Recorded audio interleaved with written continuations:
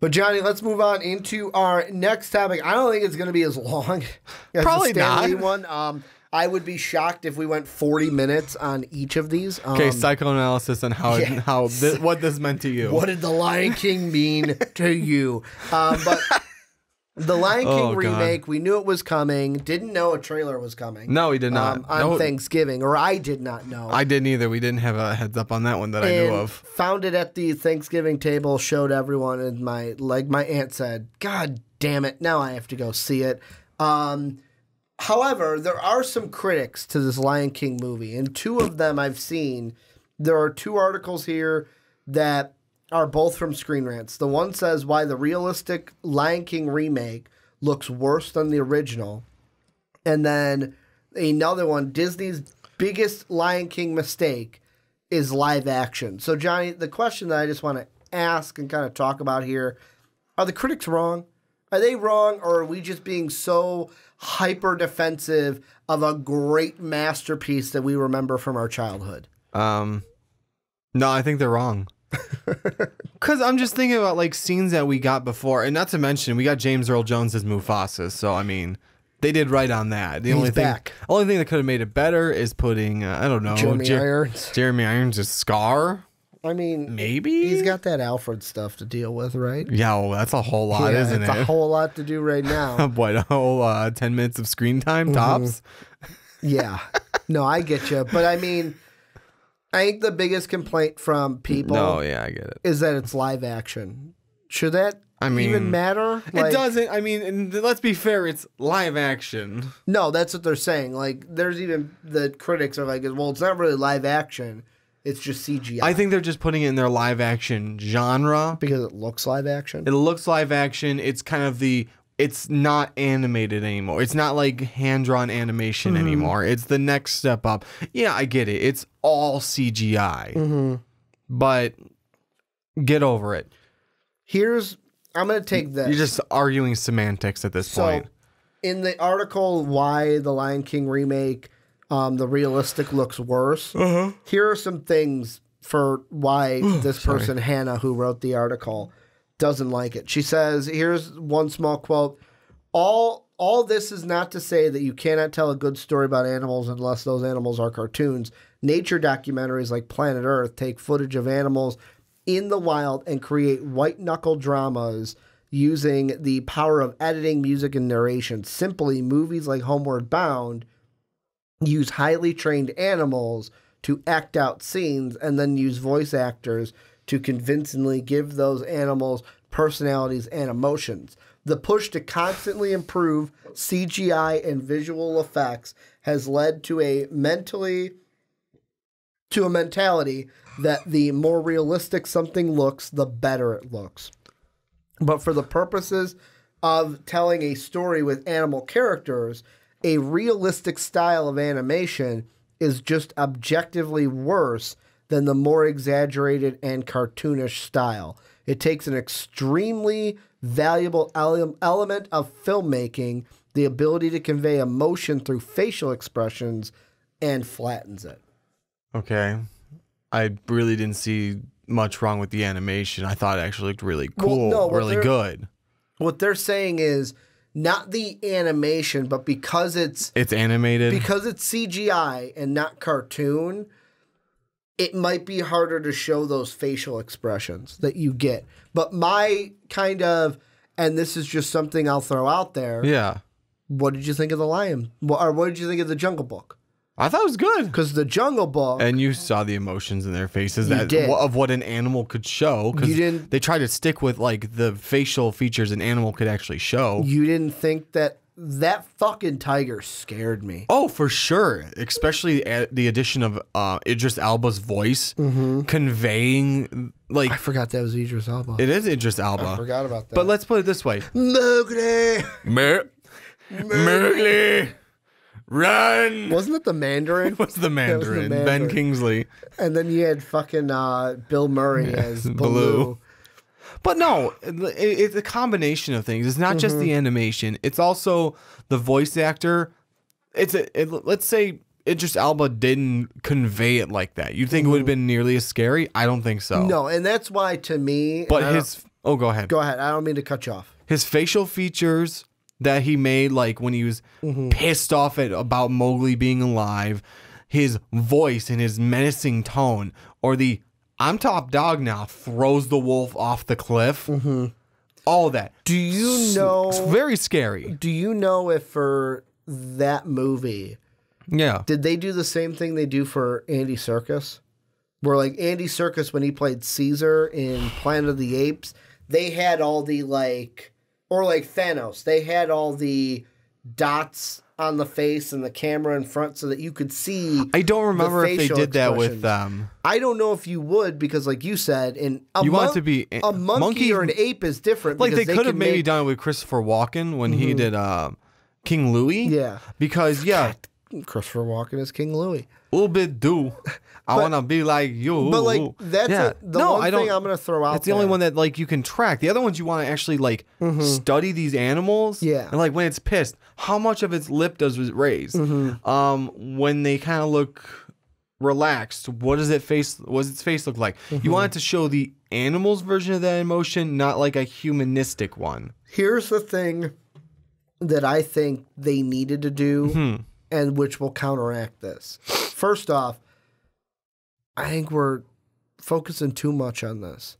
It looks beautiful. It does. I agree. It looks like, and the whole thing, the reason why I think they're doing this and not just making it a cartoon is if you just make it a better cartoon, you're just it's like, just make it HD, and you don't want it to seem like you're put it out to video, put it straight to video. Exactly. Well, not just that. The analogy I'm going to use, you're not taking an old car, giving it a nice polish, and then pushing it out as brand new.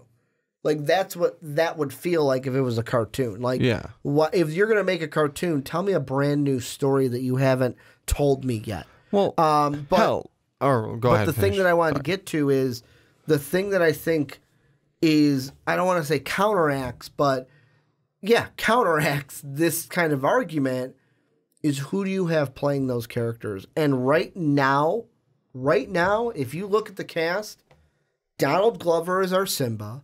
Beyonce is going to be in it. She's going to be Nala, I believe, older Nala. Yeah. Then you have John Oliver as Zazu, Seth Rogen as Pumbaa. In the hyenas, you're going to have two of them. One of them is from the Dora Milaje. Oh, what's her name? The head of the Dora Milaje. I know that's Okoye, but I can't remember her actual name. Yeah, but that's who I was looking for. Okoye. Keegan-Michael Key.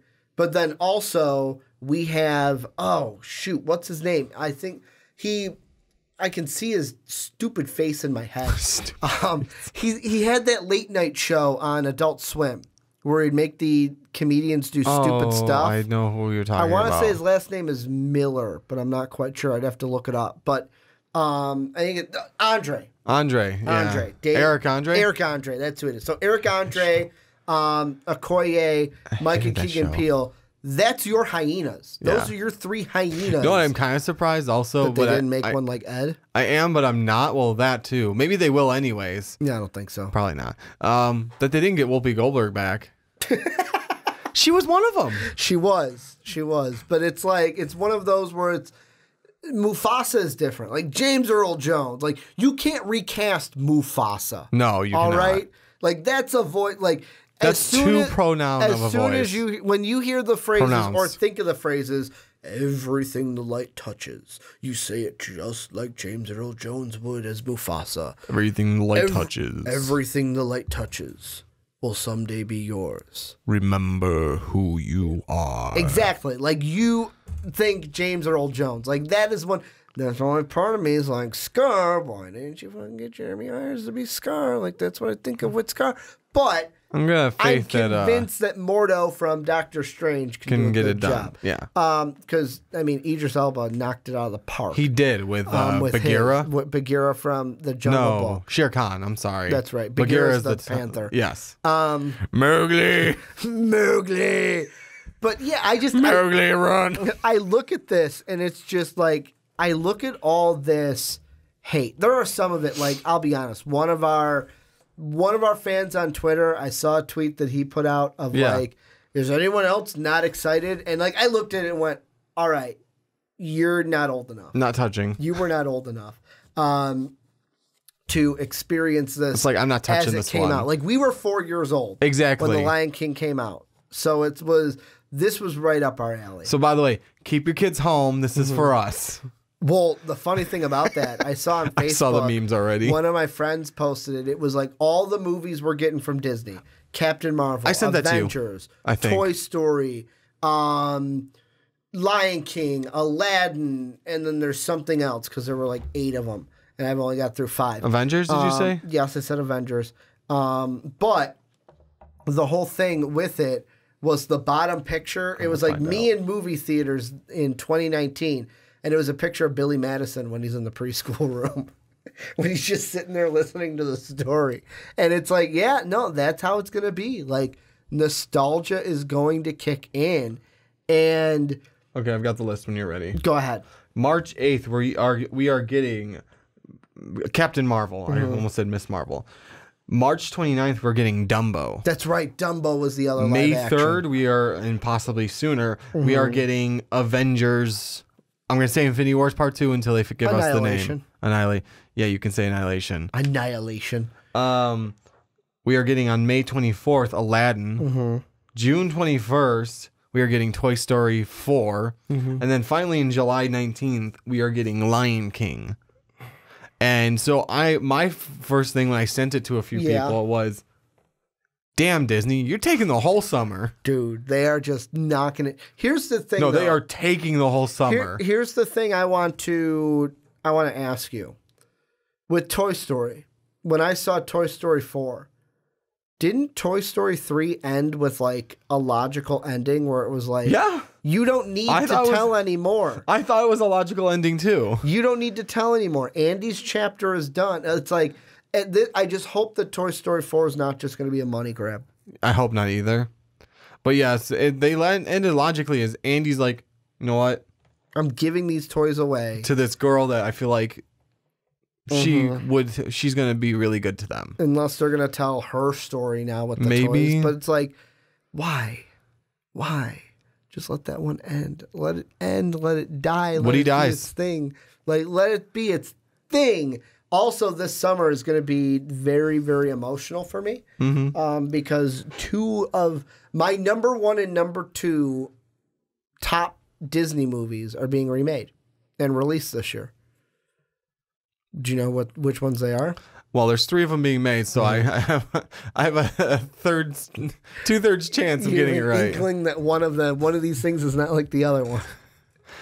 Is one of them Aladdin? Yes, Aladdin's number 1. Lion King? Lion King's number 2. Okay, so Dumbo is not in that listing. Sorry, Dumbo. Okay, I wasn't sure. I don't know what my number 3 would be. I like Sword in the Stone. I would love for them to do Hercules, especially before Danny DeVito dies. Man, Hercules, yeah. I want Danny DeVito to be Phil. I'll say this, and someone else said this, but it just popped into my head. I'm surprised they didn't make a sequel to Hercules. They've done Aladdin 2, Lion King 2, this 2, that 2. The Aladdin's like 1 through 4. No Hercules 2. They even had a Disney Channel series. Yeah, Disney Channel series for Aladdin, Disney Channel series for Hercules. Wasn't it Aladdin and the Thieves of... Aladdin was just like the Aladdin and like just day-to-day adventures. One that was called like Aladdin and the King of Thieves. Yeah, that's one of the actual movies. Yeah, that's when he finally finds his dad. That's right. Spoiler alert. Yeah, spoilers. How many years later? But over 20. Yeah, I feel just putting this one to bed. I just feel like.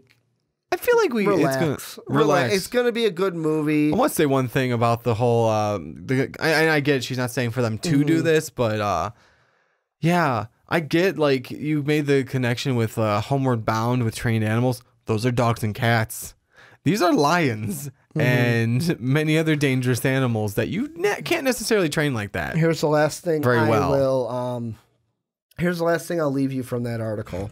Yeah. We've only seen a glimpse of the Lion King remake so far, but it's looking worryingly like a shot-for-shot remake of the original, which in light of the points above means that it has a considerable risk of just being the Lion King but worse! Exclamation point.